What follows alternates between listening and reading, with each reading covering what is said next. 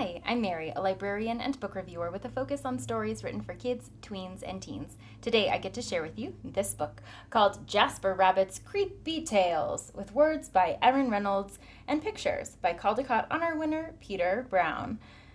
There are some things that live in the back of your throat, and they help you, most of the time, not get sick.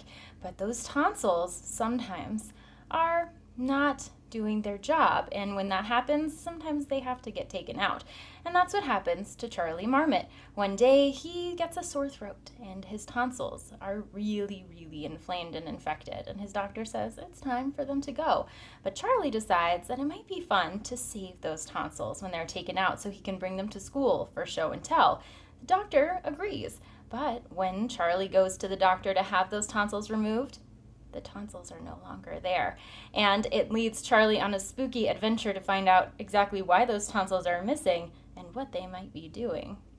This fun story is a great spooky and comedic adventure for littles. It's a beginner chapter book, so for fans of books like Creepy Carrots, written by the same author, you'll have a little bit of a similar styling. So some of that film noir approach to the book, and a little bit of spooky, but a little bit of funny, so it helps to soften that spook factor a little bit. This is written for slightly older readers, but there's still lots of illustrations, lots of white space in the book. So as those readers are starting to become a little bit more familiar with chapter books and comfortable reading them, it will be a nice way for them to jump into this style and this genre. So even though it is written for those kids who are transitioning into early chapter books, there are occasional challenging words, so they might need some support from a caregiver to understand how to pronounce what those words are and what they mean.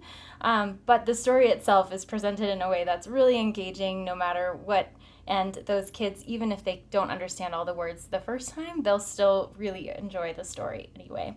So the book breaks the fourth wall a lot, talks to the audience as it's going through, also does a lot of foreshadowing, so you have a lot of chances in there to feel a little bit spooky.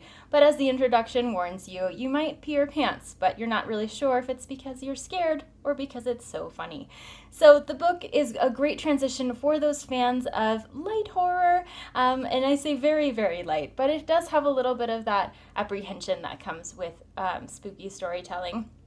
If readers have enjoyed Creepy Carrots or other Erin Reynolds stories, they will also enjoy transitioning into the chapter book world with this one, and there promises to be more in this series, so lots to watch out for here. If this book sounds like a great fit for you or for someone you know, I hope you look for it wherever you get your books.